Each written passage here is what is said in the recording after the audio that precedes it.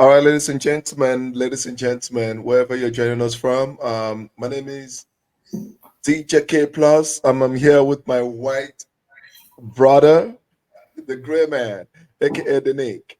Ladies and gentlemen, like this is the Fire and Flames, and we have a special episode for you tonight. It's called the title is Heavyweight Boxing Dead.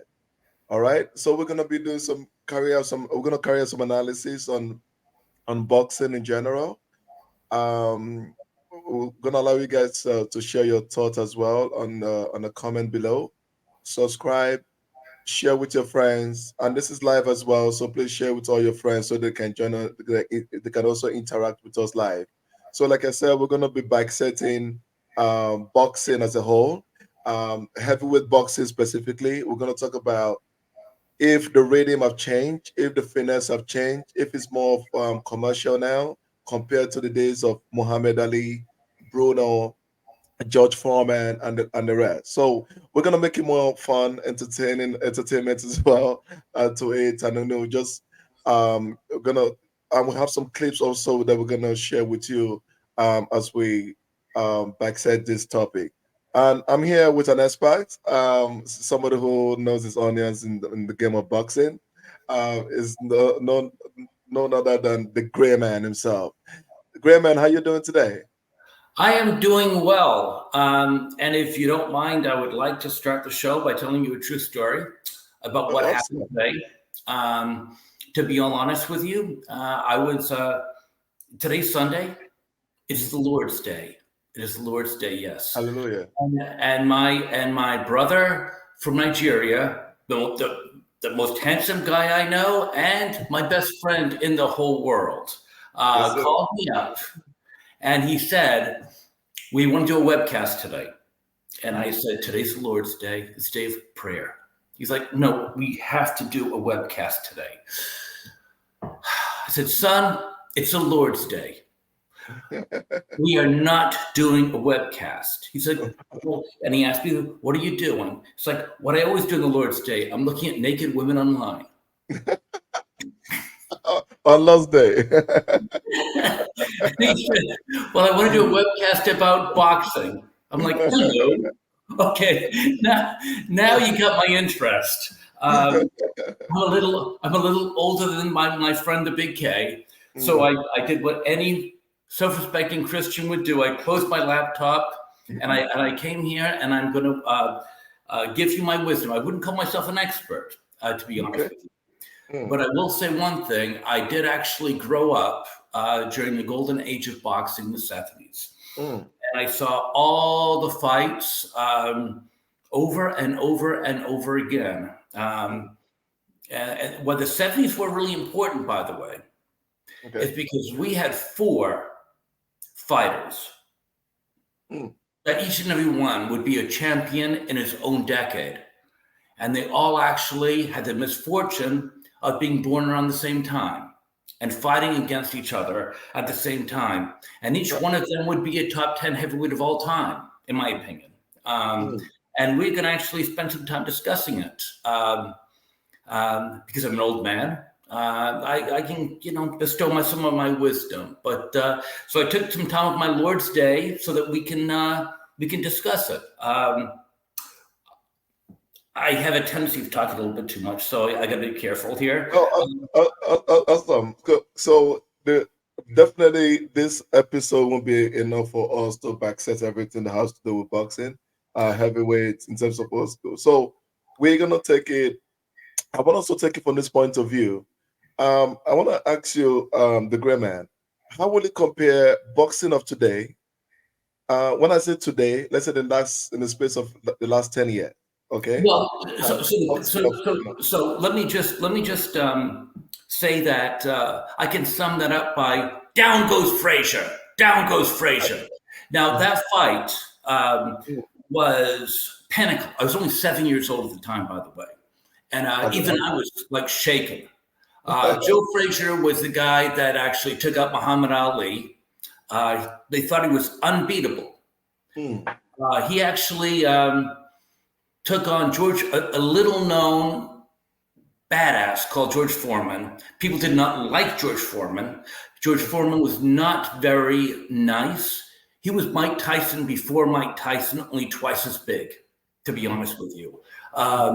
And Joe Frazier was a great champion. There's absolutely no doubt about that. He was a tremendous fighter. The way he could bob and weave and Smoking Joe, I mean, he had the perfect style that Tyson actually copied years later with Cus D'Amato.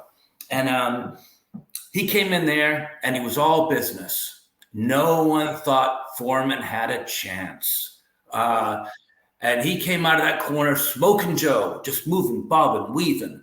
And then Foreman just hit him. Down goes Frazier. I mean, the whole world was like, what? Down goes Frazier.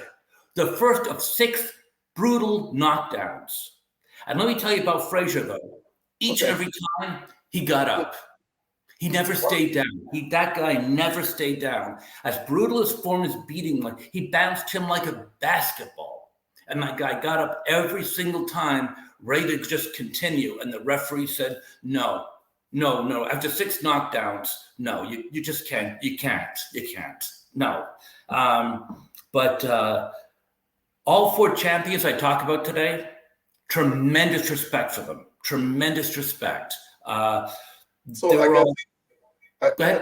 it's great. It's great that you mentioned like 3 or 4 boxes, and I noticed that none of those 4 boxes are like the boxers that we have today, like in the space of like 10 years. Yeah, because so those guys took punishment. That's kind of what I was getting to. You asked me the difference between the boxers of then and the boxers of now. Yeah, now your knees buckle, they start the fight. No. Joe Frazier got brutalized by Foreman. He was bounced like a basketball, and each time that bastard got up, and he was game. And finally, they just said, no, you can't continue. You can't do this anymore. You can't do this. Nowadays, if they see someone that the knees buckled, they're like, okay, game over, done. Which, it probably is a humane thing to do, in all honesty. I mean, I'm not a medicine man, I'm a doctor, but I mean, it's a humane thing to do. The punishment Frazier took, no one should have to take that punishment. But the fact is, he took it. Wow. And he never quit. And I think that's the big difference. That's tenacity right there. So let's put it this way. So a boxer like Frazier, have we ever have anybody that is in comparison to Frazier in the last 10 years? And if we have, who is that person?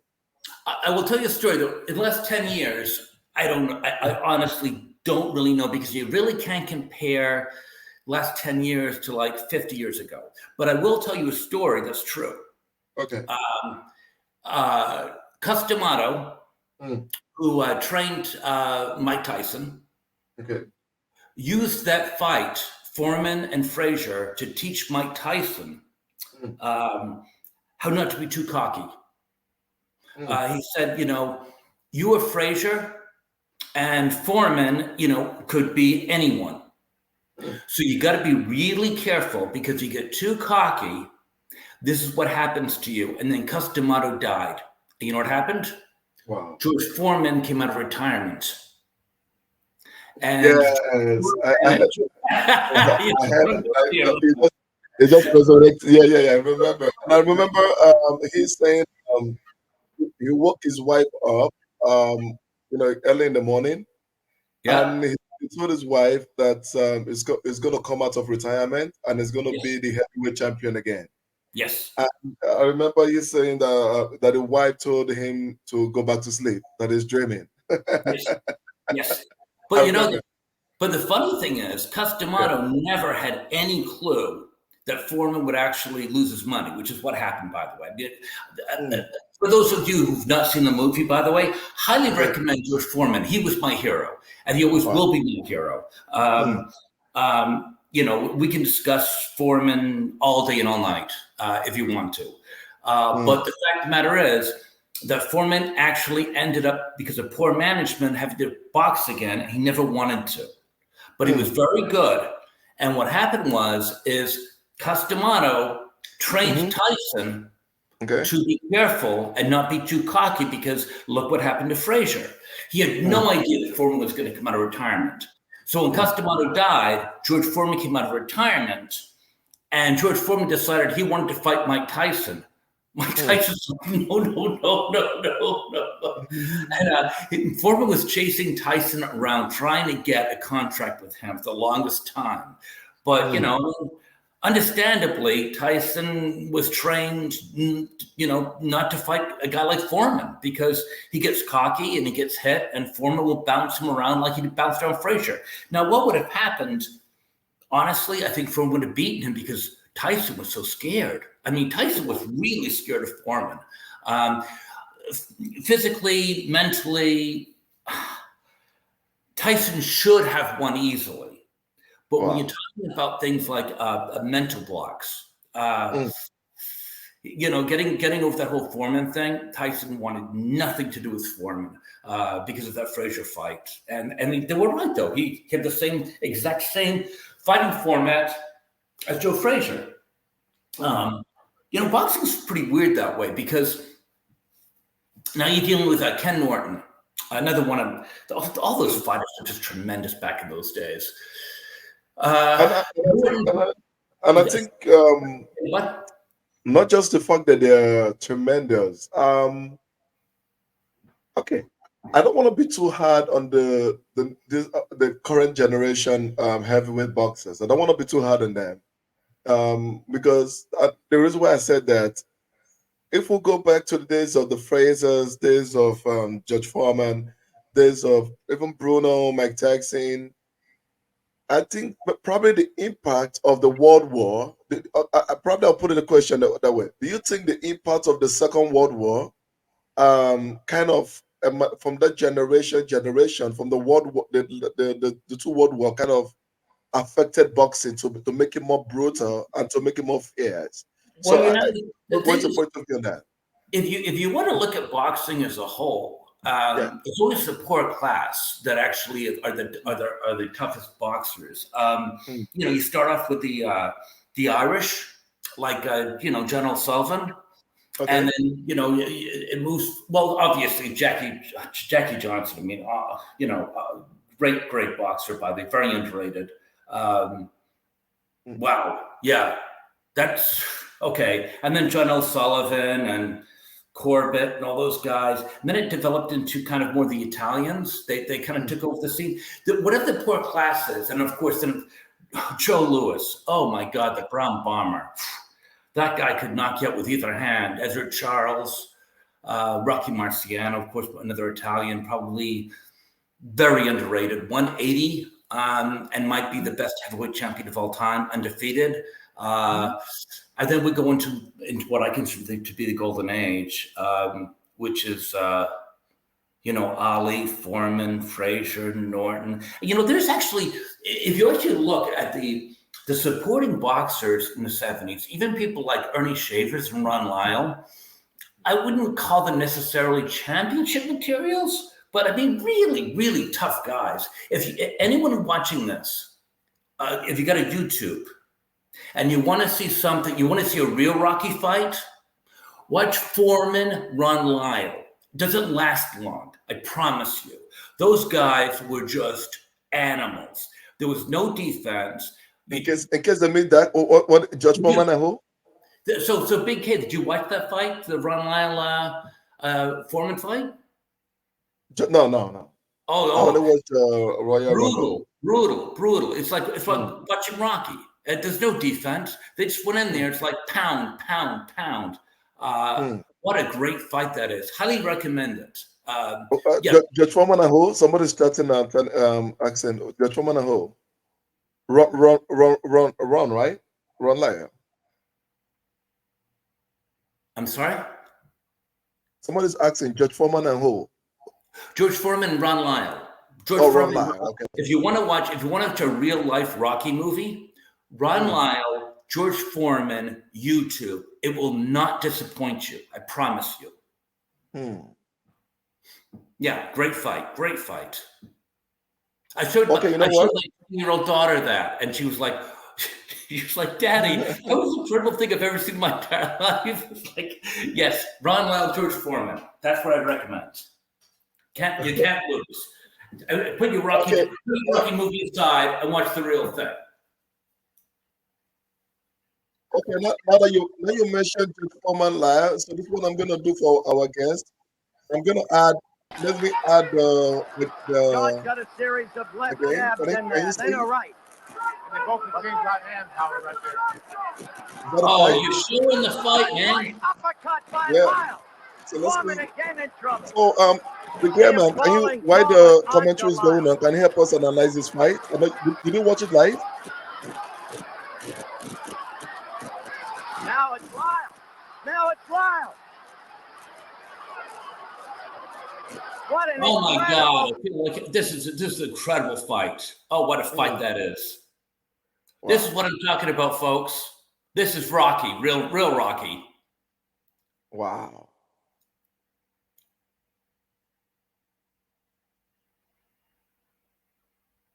Oh my. Oh my. Oh my. That's a knockdown right there. This can I say son of a bitch? This son of a bitch beat 5 guys in one night. George Foreman. He fought 5 guys in one night and won all of them. Wow. My hero. Judge, this is a real fight. Oh yeah. You should watch the whole thing. It blows you away. The whole fight blows you away. Wow. So, ladies and gentlemen, I'm going to leave the link also, the link for the fight below, so you can go catch it up. So this fight actually happened on the 24th of January, 1976. Yeah, I was a little fetus at the time, I think. Oh man! Oh man! This is so. I want my our viewers to watch fight like this and compare with boxing games like Mayweather, Anthony Joshua, and make a comparison and drop your comment and let's make the chat make the chat room more interactive. Yeah, go ahead, the great man. It wouldn't hurt putting the Frazier Foreman fight up there either, by the way. If you can do Okay. that. Judge Foreman who? George Foreman, Joe Frazier. Down goes Frazier. Oh. Down goes the whole world struck. Down goes Frazier. What a great call by Howard Cosell. Yeah. I got to tell you, I did not like that guy very much, but he was a great announcer. He knew his shit without question. But yeah, wow. He actually did a great call. Let me ask you, who's your most brutal fighter of all time, or boxer of all time? Well, here's the deal. You can't overlook Tyson. I mean, Tyson was just a beast, but everything Tyson was, Foreman was before him. I mean, Foreman actually did. I mean, they used to put like a heavy bag. There was a movie called When We Were Kings, all about the Ali Frazier fight. And I will contend, I will argue this all day long. And you being my Nigerian brother, you know what I'm talking about. Ali won that fight only because Africa beat Foreman. Ali did not beat Foreman. Ali got out there and he understood the heat in Zaire. And which, by the way, I believe Zaire is Congo. Maybe you'd probably know that better than I would. But I think yes, Zaire was former before there was a war in Zaire, so they kind of separated. That's why we have the Congos. So I'm going to look that up later. Yeah, but it used to be a very big. I believe Zaire was formerly known as the Congo. Regardless, I mean, I'm an Irish guy. I don't really understand. No, you're right. But Ali went out there, and he went out there 2 months ahead of time, and he was just running around. He had a following. Again, I recommend the movie. Anyone that's very interested in this fight, as a fight fan, When We Were Kings, about the Ali Foreman fight. And Ali was running around all over the place, and he had this following, and all these African children chasing him. And I don't know the African language, but the translation was roughly "kill him, Ali," and they were just really getting into him. Foreman was just this badass. that was, unbeatable, a monster, a beast. And he just thought he couldn't get beaten. And he was probably right, except he went out to Africa. And then I think the ring time temperature was like 110 degrees. And Foreman was just like way out of his league, way out of his league. So the great man, before we go into Ali, if you don't mind, this is the fight that you mentioned. This is the Judge Foreman fight versus Fraser. Hold on. Yes. So, can you help us analyze? No, I don't think that looks to me like it might be the second fight that happened. That's not the first fight. Okay, they fought 2 times. This is the second fight. Yeah, the second fight, I think, lasted like 5 rounds. The first one was brutal. This is not quite as brutal. That looks like the second fight to me. If Frazier's bald. Okay, so our team is going to be working on that to get us the first fight. Yeah, so, go ahead, please. No, I was just saying though that my brother and I argue about this all the time. He says Ali beat Frazier. I mean, Ali beat Foreman. I said no, Africa beat Foreman. I like that. Africa beat Foreman. It's just you go in there 110 degrees. Ali stood there doing the rope-a-dope, which means that basically Foreman got to like throw every punch at him that he could for 8 rounds, and then he collapsed. So, you can argue it, I suppose, but Ali was never the same again. He took so much punishment. He was never the same fighter after that. But goodness, so much. We even talked about Norton. I mean, geez, Norton. Now, Norton and Frazier never fought, You know why? They were good buddies. They didn't want to hurt each other. Would have been a great fight, Frazier and Norton, but they just wanted no part of each other. They were buddies. Now, I'll tell you something else, too. On another note, Ali did Frazier a tremendous disservice, and I want to make sure that everyone is clear on this. So sorry. So this is the fights, the first fight? Yes, this looks more like it, yes. Yes, and this is back in 1973, guys. You can see that. I remember this very, very well. Oh my God, what a brutal fight this was.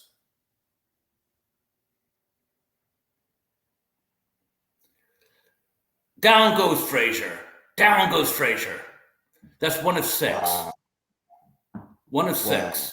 And he always got up. That son of a bitch always got up. Always got up. This is brutality in its worst form. Oh my gosh. The last punch, he actually lifted Frazier off his feet. He hit him so hard, Frazier left his feet, and he still got up. This is the difference between the 70s and now. You couldn't do this nowadays. That's big. I was about to say that too.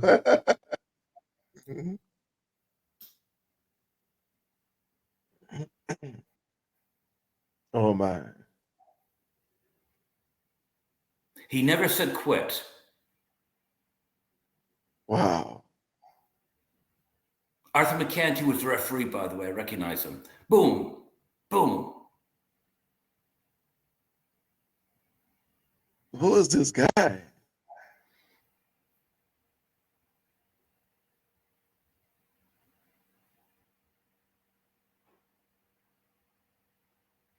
My God, I remember so clearly. This guy's a beast.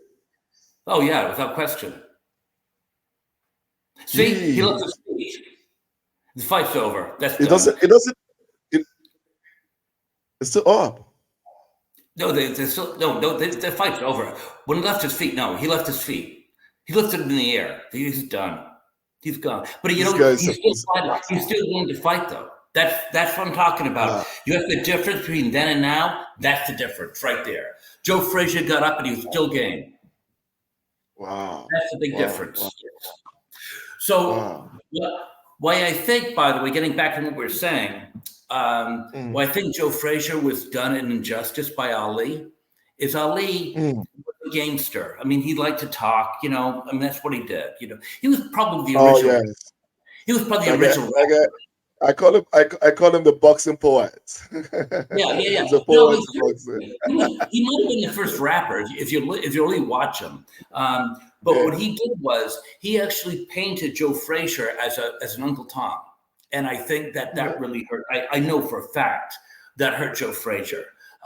Joe Frazier was no one's Uncle Tom. And Ali was, he's a white man's, I don't want to say the word, but you know what I'm talking about. And, I'm Yeah. the black man's hero.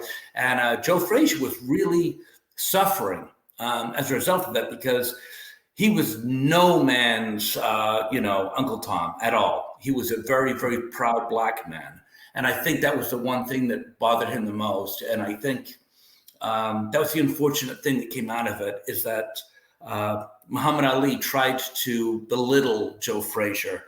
And Joe Frazier was many things, but he was not anyone's Uncle Tom. He was a very, very tough man. And so to be admired greatly, by the way. And he could sing. He could sing, by the way. What's his nightclub routine? Oh, yeah, that guy could sing the lights out of you. Oh, yeah, he's a great guy. Let me ask you a question. During your growing up, do you have were you opportune to watch any of this game live? Do I what now? Do I?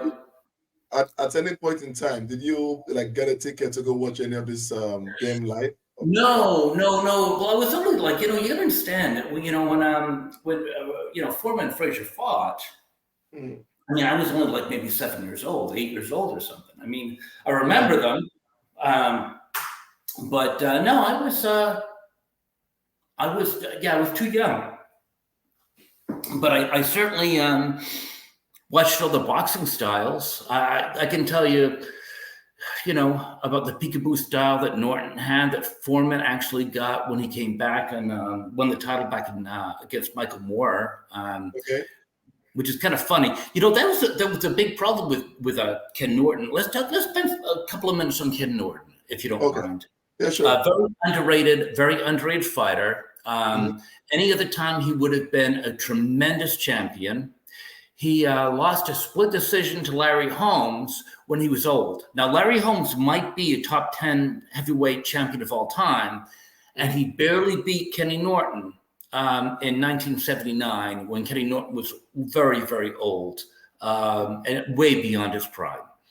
He barely squeaked out a victory over Kenny Norton. Now, Kenny Norton's problem, he fought Ali 3 times, technically speaking. He lost 2. He did actually break Ali's jaw. Anyone that watches those fights over again will have to agree that Ali got some decisions he probably shouldn't have gotten. I think Norton should have gotten 2 of those. But clearly, I think Norton won 2 of those 3. But Ali got the benefit of the doubt, as did Sugar Ray Leonard. You get just things happen politically in boxing. I think everyone knows that. But I will say this: Norton's problem was he was very scared of heavy hitters. If you watch his fight against Ernie Shavers, if you watch his fight against Foreman, he went in there. Now, the trick of when you're a boxer, you got to go in there with a nice covering of sweat. It shows that you're doing your workout in the locker room. You're getting ready. You're not, you're loose. You're moving around. You get sweat going for you. Every time Norton suffered a bad knockout was against a heavy hitter because he got scared. Norton did not pick up boxing until he was in the Marines. Usually you get to learn boxing around maybe 10 or 11. He picked it up around 20. Great boxer, very, very sound boxer. But he didn't have the experience the other guys did. And he had a tendency not to like heavy hitters. Ali never could hurt Norton. He was not hard enough. Shavers, Foreman, yes. But Norton walked in there, and you could see he was shaking. He was shaking before the fight began. And it ended up very... I'm sorry. Okay. Okay. All right. Yes. Look, I know we're running out of time. So what man, this a lot of. I know you have so much. You have so much. You have so much content. In terms of. I'm just. Are you kidding me? I'm just warming up, baby. You're just warming up. I know. All right. All right. The viewers, like I said, subscribe to this channel. The Gray Man is gonna be dishing you guys back to back history on heavyweight boxing. So I would like to, hit the bell button below, share with your friends, and I'm going to be asking him one question. He's not going to be able to tell us now because we're running out of time. So the next episode, he's going to be he's going to like expatiate more and try to give us answer to my question. So the answer I'm gonna ask you, the gray man. The next, you don't need to tell me now. On the next episode, I want you to be able to give us the answer. So I want to ask a question. So Anthony Joshua, as a Yeah, heavyweight boxer, do yeah. you think Anthony Joshua will stand the test of time in the midst of the names that you mentioned? I won't want you to respond to that. I know you have a lot to say. So, ladies and And, gentlemen, let, and let's bring Tyson Fury in that too, by the way.